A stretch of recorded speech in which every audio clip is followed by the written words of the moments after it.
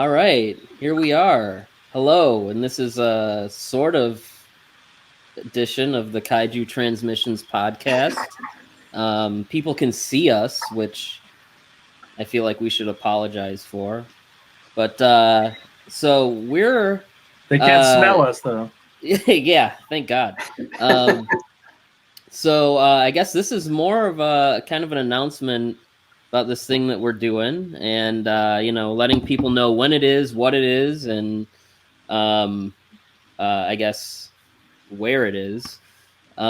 So I am Kyle Bird, one of your hosts, and my co-host, and I am Matt Parmley. All right. Happy to be a part of the Kaiju Masterclass. Yes. So what is that? What is that? It's a convention. Whoa, who is that? Yeah, we should probably say who's with us. I think one of the two guys on the right side of the screen is supposed to tell us what that's about. Oh, well, yeah, you could. Well, Eric, would you like to do the honors? All right. Well, Kaiju Masterclass is an online convention, Kaiju and Godzilla themed convention that's taking place October 2nd, 3rd, and 4th. And the impetus behind this convention actually goes all the way back to April of this year. All of us were talking online. At the time, it seemed like G-Fest was likely going to be canceled, and of course it was.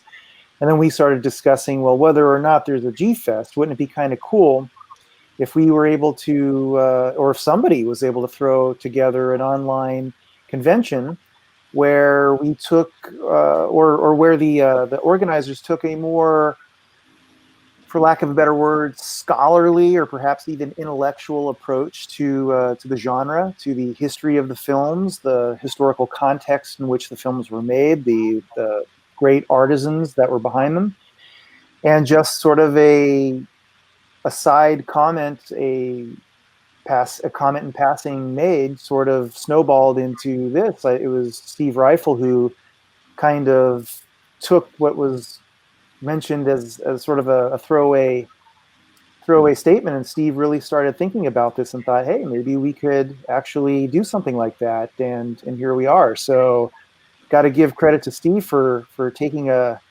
dumpster diving, a throwaway idea, and turning it into something that's going to be, I think, very, very cool. And here we are.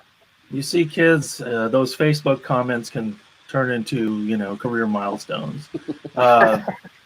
So yeah, should we introduce the roster at this point? I think we should. Yeah. I mean, of us, not our guests. Right, and we will introduce our guests.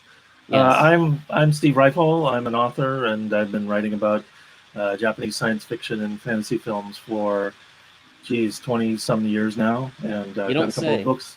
Yep, and that's my brief introduction. Who's below you? Who's below me? Eric. Oh, yes, indeed. Make sure to do that Brady Bunch thing where we're all just kind of looking up and over each other. Yeah, like, hi, Kyle. Wait, notice nobody over there. Yeah. I looked the wrong way, guys. Hey. Oh. Yeah. Oh, hey, what's up, Patrick? How are you doing?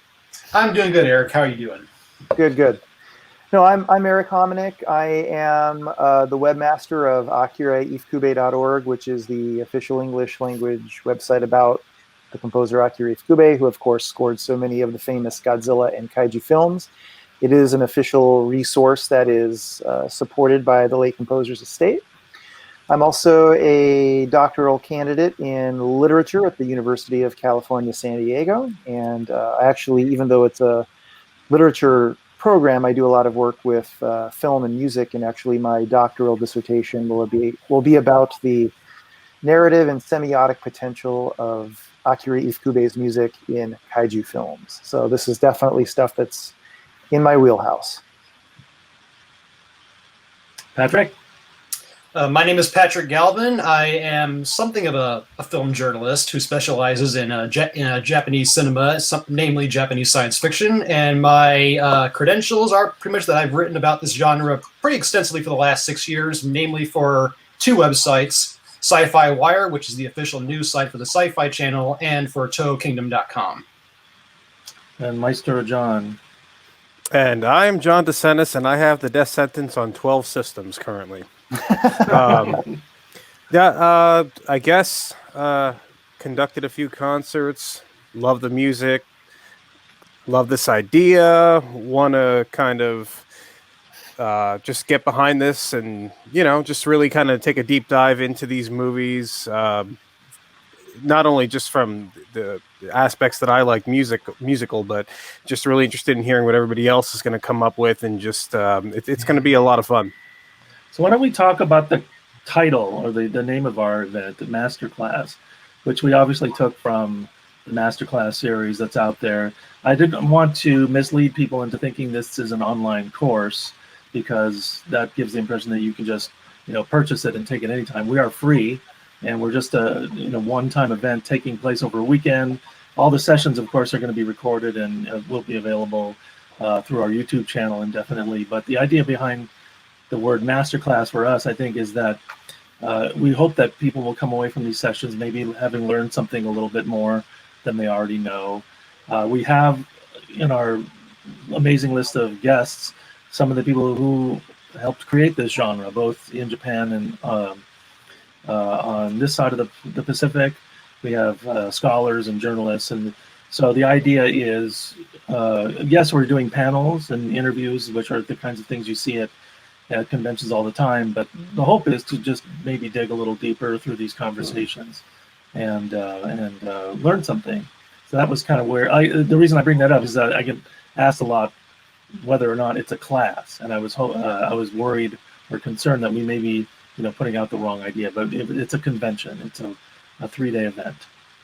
Right, and I should say that Kyle Bird and Matt Parmley are the hosts of Kaiju Transmissions, but they're also extremely important driving forces behind our online convention, because they certainly have the tech knowledge to get something like this off the ground in the first place. I mean, someone like me, I study this stuff, but when it comes to, organizing anything, let alone, something online where technology is such a factor, I really wouldn't know what I'm doing. So, Matt and Bird are certainly hosting tonight's video, but they are just as much organizers and driving forces behind this as anyone here. So just, thank you guys for having such a great podcast. You're too kind.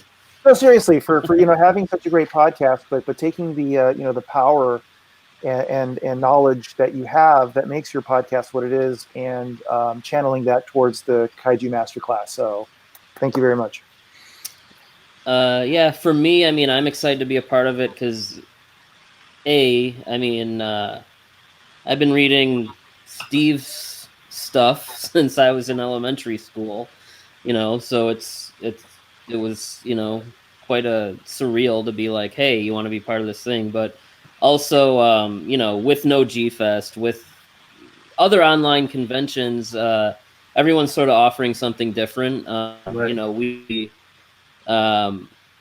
Kyle Yount just did his Kaiju Conline, which was more of a traditional alternative to G-Fest, and there's been a couple other things, but ours is more about the movies, how they were made, In unearthing, some cases, maybe some unearthing cases some information or something that might not be common for a lot of people. So just the chance to kind of get the information out there in an event like this, and with amazing guests.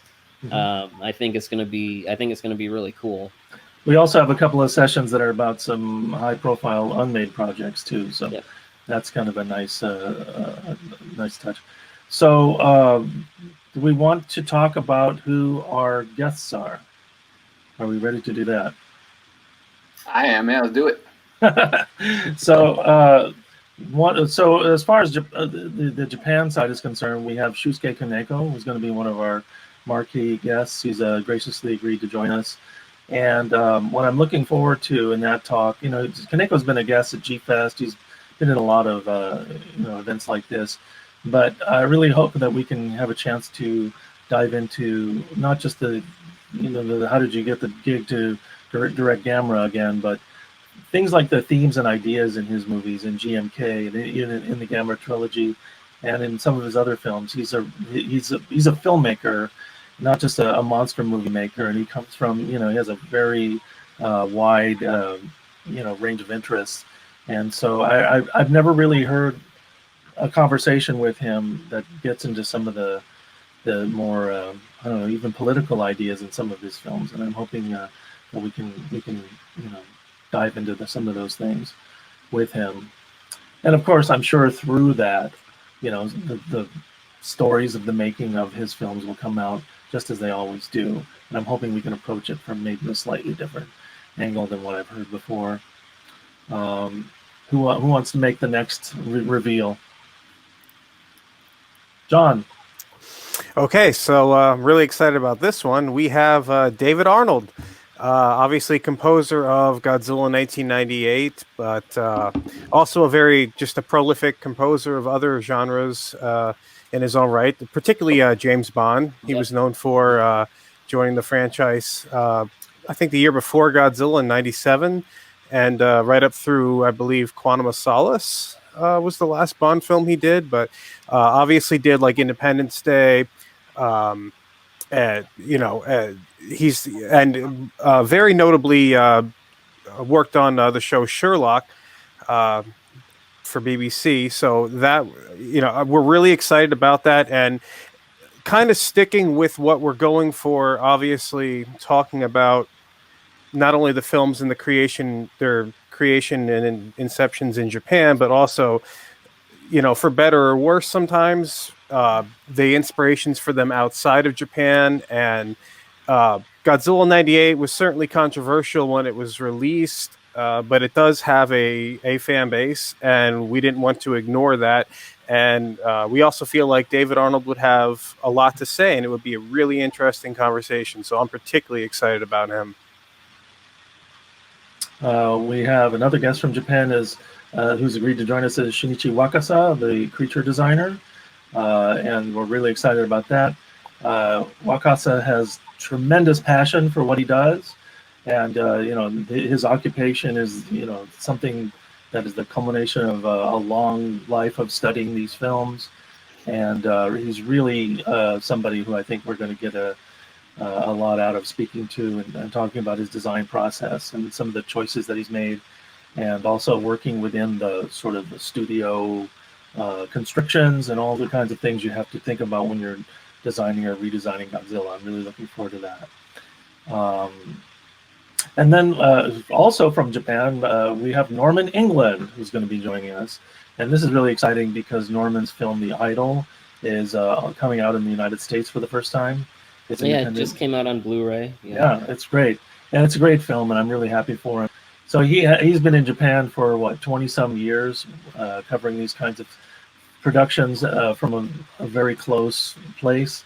So he has a lot of interesting experiences to talk about. And, also the interesting angle of being a foreigner working in the Japanese film industry and observing it as well. So that's going to be very cool. We have Brad Warner, who was a longtime staff member at Tsuburaya Productions for many years, both in Japan, and then he was also working as their representative in the United States for a number of years.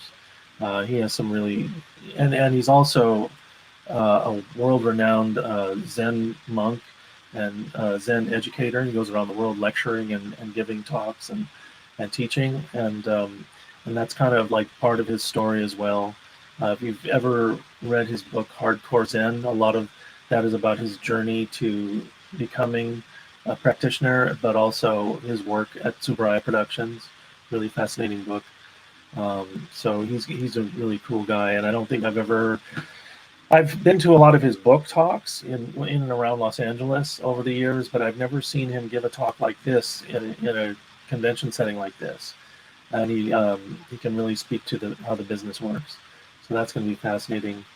And then my friend Tab Murphy is joining us, screenwriter, Oscar-nominated screenwriter Tab Murphy, who will talk about writing for the screen, but primarily I think the talk is going to focus on his work on Godzilla 2, the unmade script for the Roland Emmerich film, and the whole process of adapting the Japanese kaiju for an American audience, the thinking that goes into that, and that'll be fascinating because that was he actually improved upon a lot of things in his story for that sequel, but ultimately it wasn't made, as we all know. Who wants to go next? There's a lot of other guests I haven't mentioned yet. I can go down the list here. Something I'm really excited about is a panel we're going to have with Allison Adams and Pat Saperstein. This is a talk about the films made in Japan by Henry Saperstein and starring Nick Adams, and the two panelists are the daughters of Henry and Nick. And they both, Pat Saperstein is a film journalist who's written and been an editor for Variety for many years. Allison Adams is a performing artist. She's an actress and educator. She actually was with the family when they went to Japan in the 60s as a small child, and they both have a lot of stories to tell about their dads. So we'll be talking about those films and then getting a lot of insight into how these two individuals worked together. That's going to be a cool one. Who wants to talk about the Expo 70 panel? Well, that's Matt. So myself, Kevin Derendorf, who wrote Kaiju for Hipsters, and Stan Hyde, actually, who was at the Expo 70, are going to talk about the event. So we have firsthand real-world experience. On top of that, there's a really interesting history with how Expo 70 came to be and how it impacted kaiju films. You think of something like Gamera versus Jiger being a prime example. And then from there, there's a bunch of other references that come out of that. So I'm really excited to talk through those things. We're also going to do a deep dive into the career of a director, a genre director who doesn't get a lot of love, and that's Jun Fukuda. So, Patrick, can you talk about that? You're going to be the moderator there. Sure. Well, like Steve said, Jun Fukuda is a director who I think a lot of Godzilla fans know of, but kind of gets, especially compared to Ishiro Honda, gets kind of like sort of thrown under the bus or kind of ignored, not given nearly as much credit for his contributions to the genre as Honda did. I myself am a huge admirer of Jun Fukuda, not just of his Godzilla films and his other genre films, but also a lot of his comedies and his crime pictures. He's worked on a large number of very, very good movies, but he was also kind of like a very he didn't really see the value in his own work, I don't think, at least not for the most of his life. So we thought it'd be a good idea, and I don't remember whose idea it was exactly, but somebody proposed the idea of having a panel about Jun Fukuda, exploring his career, not just his Godzilla films, and hopefully, if we're successful, maybe give shed some new light on this wonderful underappreciated filmmaker, and this is something that I always try to do with my own stuff, is to also create some small awareness for what these people have done outside of the genre. I try to do that consciously in a lot of my writing. And like I said, I am a big fan of Fukuda's work outside the genre as well. And some of his films, even his non-genre films, are even accessible here in the United States. Like I don't want to list too many titles, but there are two films in particular, Iron Finger and Golden Eyes, which are available with subtitles to watch on the Criterion Channel's streaming platform, both of which I am very, very fond of. And on this panel, it'll be myself, Steve, who is that way. Yes, Steve, and also a very special guest, somebody who actually not only has written about Jun Fukuda, but who actually met the man, and that would be Stuart Galbraith IV. Mm-hmm. And Steve, do you want to you know Stuart very well, Steve, so do you want to give him an introduction? Well, Stuart he needs no introduction, but I'll give one anyway. Stuart was one of the very first English language writers, authors, film historians to write a comprehensive book about the Japanese science fiction and fantasy film genre. And as a matter of fact, that was basically the title of his book, his first book, which was published in 1994. He's also written a book called Monsters Are Attacking Tokyo, which is an oral history. And he also he wrote a book called the Taishan book that he wrote, which is heavily illustrated. I think that's called Japanese Cinema I'm sorry, I can't be 100% sure of that, but that's a great book if you can find it. It's lavishly illustrated and beautiful, and then he has a joint biography of Akira Kurosawa and Toshiro Mifune. So anyway, we're very fortunate to have him. We also have another panel that's about an unmade project. I believe it'll be on Sunday. We'll have a panel with Ricardo Delgado and Carlos Juante, moderated by Keith Aiken. Ricardo and Carlos were the original creature designers on the Jan de Bont Godzilla project in 1994. And we're going to talk about the design process again, where we'll talk about with Wakasa designing Godzilla for Japan. This will be about redesigning and reimagining Godzilla for an American production, which is a challenging thing because you're bringing in the sensibilities of a different type of audience, maybe a broader audience, a worldwide audience, really. So that'll be a fascinating discussion. I know a lot of people have seen their designs of for Godzilla and for the Griffin, the other creature that was in that film, or that proposed film that was scripted and never made. We have the illustrious Ed Gazdiszewski on tap for two panels. He's going to do one session on Godzilla versus Bialante. Many people know that Ed recorded a commentary track for the Blu-ray of Godzilla versus Bialante that was put out about, I want to say about 6, 7, 8 years ago. But due to contractual or some sort of, basically a red tape snafu, his commentary was recorded but had to be left off the disc. And a lot of people have been asking him about it ever since. And there's just really, he doesn't have the ability to release it because he doesn't have those rights. But instead, he's basically turning it into a lecture on Godzilla versus Bialante for us. So that'll be really fascinating because if you've read his issue of Japanese Giants on that film, you know that he's probably one of the foremost authorities on that film in English. And Ed will also be doing another session along with Sean Lincolnback, and that'll be a really an overview, a history of the overseas promotional campaigns for these films, the posters and other materials that have been used to promote kaiju films around the world over the last roughly 60 years. And as you know, Sean literally wrote the book on this type of thing, and Ed is also a historian of the matter, and they both have amazing collections of this type of material. So they're going to talk about that from both the business standpoint and the standpoint of the art, because some of the art is just really, really fascinating and awesome. Who have we not mentioned yet? We have not mentioned a certain panel about the Ifukube, the trilogy of films that Ifukube scored that have to do with the atomic bomb. Patrick, do you want to talk? Patrick, everybody at once. I will see to Patrick. All right. Well, actually, the genesis of this panel began, and I don't know if I told Eric this or not, but last year when we were in Chicago, Steve and I were having lunch in the hotel where G-Fest is usually held at. And I mentioned as kind of like an offhand comment to him that I think it'd be interesting, in like some kind of setting to like do some kind of comparison of 3 films that Ifukube scored in the early to mid 1950s. That'd be Children of Hiroshima from 52, Hiroshima from 53, and the original Godzilla. 3 films that he scored that all deal with the subject of the atomic bomb and the aftermath and the effects that it had on Japan and Japanese society. And I thought, I mentioned to Steve that I thought it'd be an interesting idea to compare and contrast those 3 films and how they each deal with the subject. And the what ties them together is the fact that Ifukube did the music for all 3 of them.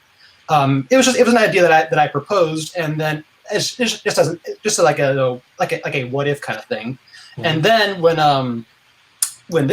Kaiju Masterclass started to materialize, I thought, well, hey, maybe this would be a good opportunity to take that what if scenario and make it into something of a reality. And so what if we make a panel about those 3 films, comparing and contrasting how they each handle the subject of Japan and nuclear weapons? Again, with Ifukube being the what ties all 3 together. The connective tissue. Yeah, that's the verbiage. Yes, and with Eric being the foremost authority on ifukube in English, I thought he would. I actually had to ask him if he wanted to be a part of this whole thing, and fortunately for me, he said yes. And so what we're going to be doing is we are going to talk a little bit about ifukube's personal history with radiation. There is a story behind that, and also compare and contrast 3 films, and also talk a little bit about the subject of the atomic bomb as it existed in Japanese cinema before those 3 films were made. And there is a pretty complex story behind that. And so, and this again is, I don't want to repeat myself. This also kind of goes back to my earlier point about, talking about genre films like the original Godzilla, and also saying, hey, with all due respect to Godzilla, there's other really interesting films that these artists have worked on, but they also have that connective tissue that makes them, of interest to genre fans at the same time. And so this is a panel that I hope will be representative of our ambitions with this event. Well, it's timely because we just had the 75th anniversary of the atomic bombings, and also Hiroshima, the Sekigawa film, was just released by Arrow on Blu-ray, and I know that Children of Hiroshima was screened on TCM around the same time. They were on back-to-back in July, actually. Yeah, right, but I don't know if Children of Hiroshima is commercially available in the United States, but there are Hong Kong discs and other things that are floating around, if nothing else. Yeah. Okay. So, and we also have a panel on a deep dive into Godzilla versus Destroya. Destroya. Destroyer. So that'll be me, Matt, then Kevin Derendorf again, and John LeMay, author of The Lost Films, and we're gonna basically walk through from concept to screen. We have a lot of concept art and information about different drafts of the screenplays, and so we're really gonna get our hands into the nitty-gritty of just all the variations of that film and the making of it and everything like that. And then we also have Kevin doing a history of Touhou tokusatsu TV shows, which I've actually seen the PowerPoint for, and he's doing the thing he does, which is finding obscure stuff you've never heard of, and I guess making people aware of it. So that's going to be pretty cool. And then is that everything? Or we have Patrick Macias, right? Right. And I deliberately kind of waited to mention him because we should mention that this is our roster of guests now. We are still working on the final schedule, and it's quite possible that there may be slight adjustments, but we think this is pretty solid right now. And who knows, we may even add a few more if we can. We're pretty much. There's chances we could have more guests or more panels. Right. The tricky part of scheduling something like this has to do like David Arnold is in the UK. Our Japanese guests are obviously in Japan, so we're kind of juggling things with the timing in mind because there's this great time difference between the continents. So Patrick Macias is going to be basically our one of our guests on Sunday. Patrick is a really interesting guy, and I'm really happy that he agreed to do a talk for us. He has a new book coming out. His previous book was Tokyo Scope, Japanese cult film companion. He's been writing about this type of film for many years. But what I find interesting is that he's taken his interest in tokusatsu and kaiju, and it's kind of been a jumping off point for him. And he has kind of used that as a stepping stone or a launch pad to write about Japanese popular culture in a much wider context. He's living in Japan, writing about Japan, and so it's a way of having someone. So a lot of us are really steeped in this fandom, and we become it's easy to miss the forest for the trees a little bit, right? And so this is a way of kind of seeing how, as a writer and as a someone who's intellectually curious, you can take your interest in this genre and have it open up a lot of other aspects of Japan to you. That's certainly what it's done for Patrick. So I'm looking forward to hearing him talk. He's also really smart and funny too. So we're really fortunate to have all these people, joining us in this journey. We were also fortunate. We mentioned Kyle Yount's Kaiju Online. I think we were fortunate that that he went first, and we were able to Right. to observe, what he was able to accomplish. He accomplished a great deal in a really short amount of time, and he did it in a really professional manner, and it was really kind of fun to watch him do that and pull it off. What we're doing is a little different, but it's definitely we benefited from and he's been advising us a little bit here and there, so we appreciate that too. Just want to mention that. So we should, tell everyone to follow us on social media, on Twitter, or Facebook, Instagram. We have a website. Matt, where can people find us? Oh, there's the visual. And we should, speaking of the visuals, we should mention our guy Kyle Gilmore, who's not here tonight. Yes, Kyle Gilmore, a filmmaker, artist, graphic artist. He designed our logo. He's been helping us with graphic design and video and other things, and we really appreciate his help. And this has been a grassroots volunteer, for the love of it kind of things. And all of us are just kind of pulling together to do this for the fan community, and so that we can all learn something and have a good time, because it's been a tough year on everybody. Actually, we should. Sorry, Steve, to interrupt. We should probably mention what the Monstra Imania means, because people are looking at the logo and they're probably looking at that. They're Kaiju Masterclass Monstra Imania. Well, our idea was that these masterclass lessons and seminars that you can watch online are so ubiquitous nowadays. So that's kind of where we're going with this. And because of the more scholarly, for lack of a better word, that sounds kind of snooty and it's very stuffy, elitist. Very stuffy. But I think it's very much but in a good way, but in line with what we're doing in a good way. So Kaiju Masterclass, and again, Kyle Gilmore created this.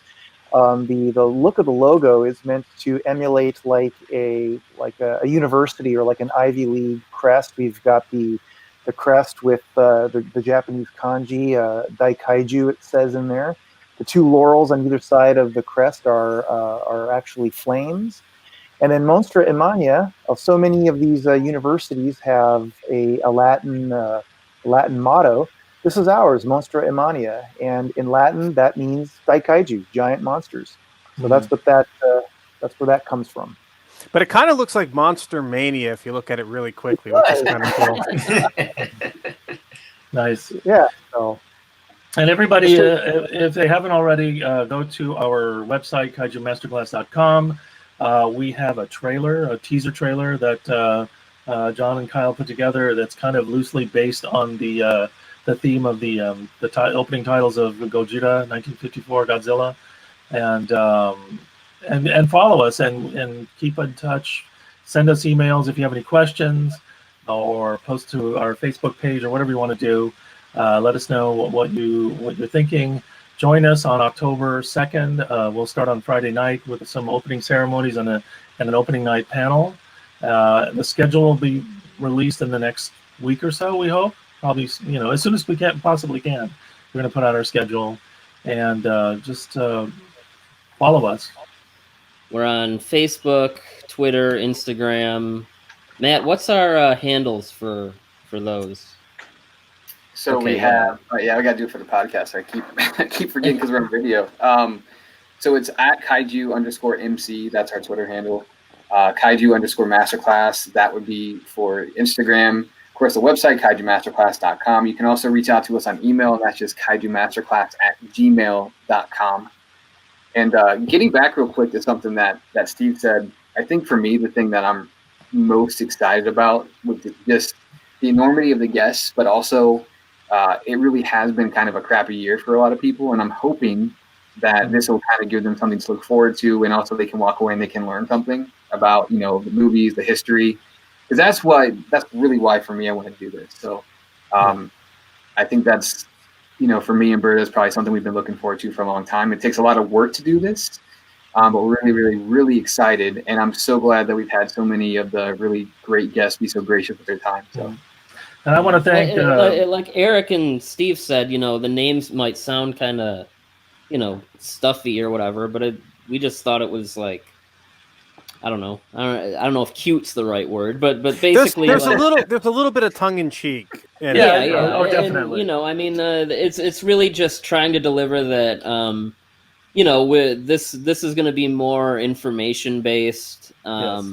Who made the movies? How are the movies made? What are some people or some films or shows or whatever that you might not have heard of, like that kind of thing. And I think every panel that we have really has a lot of that to offer.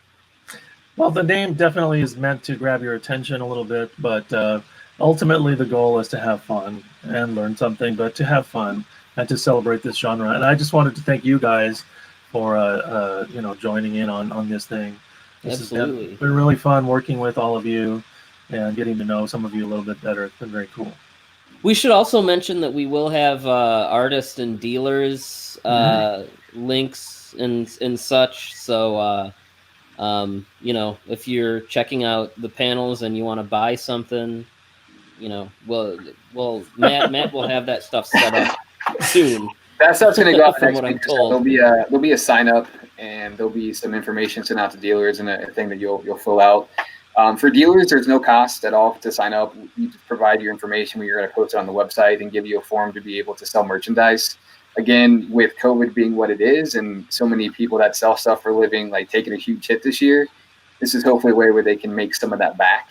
There'll be no cost to them. It's just a matter of us putting their name out there, and then they can be a part of the masterclass as well. Okay. Cool. All right. Well, we'll see you in a couple of weeks. Yeah. Indeed. All right. Thanks, Kyle and Matt. Thank you, guys. Thank you.